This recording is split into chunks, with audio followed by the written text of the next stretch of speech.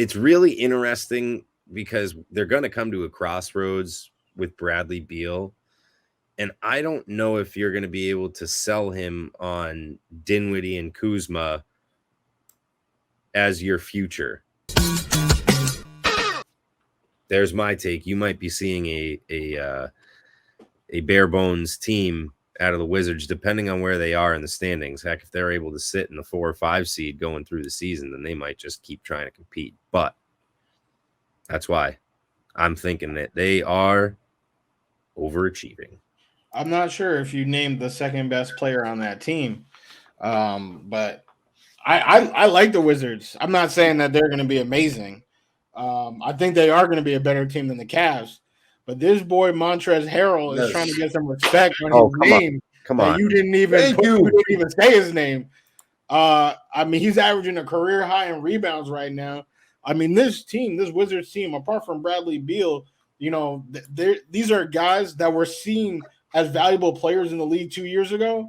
And then, you know, some of them played with LeBron. Your return. KD, and then they were just discarded. And now here they are returning to form, all three of them. You know, your value of Montrezl Harrell is not shared by the NBA league owners, I don't think. I'm pretty sure you'd be able to fetch more out of all three of the guys singularly.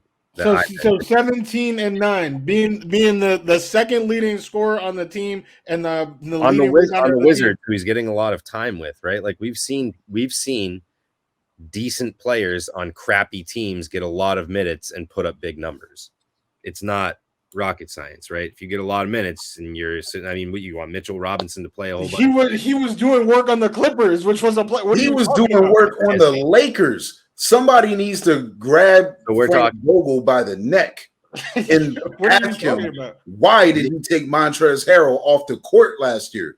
Because he was a steady coming off the bench. You know, he could get you 15. He could get you close to 10 rebounds off the bench. You know, he actually looked good out there with Anthony Davis. I'm not saying he's a bad player, guys. You literally just said crappy players, blah, blah, blah, blah. All right.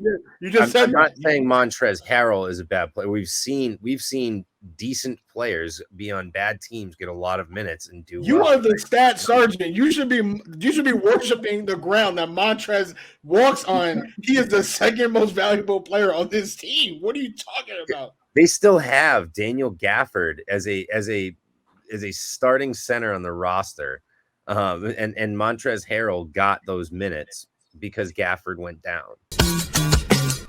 Let's talk about Gafford.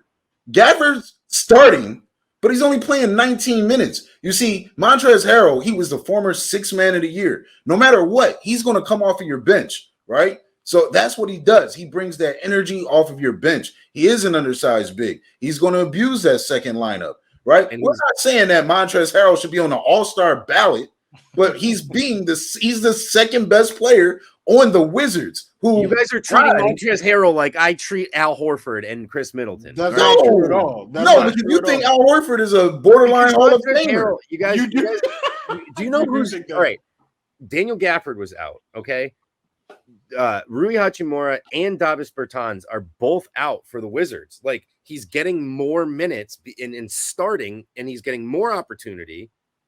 So yes, there's help me, right? Help me, because Harrell has only started 2 games. So if the reason he's averaging 17-9 is because he got 2 starts, I don't know if I missed it on ESPN or one of those networks, but maybe he had like 50 and 25 and back-to-back nights or something like that. He's been pretty consistent all year, playing 30 minutes. Gafford starts, but Gafford does not get more minutes than Harrell. I'm evaluating this from the point of like, if you're a GM on an opposing team, you are paying more for Kyle Kuzma and Spencer Dinwiddie than you are for Montrezl Harrell. But who is more responsible for their 7-3 start? Montrezl Harrell.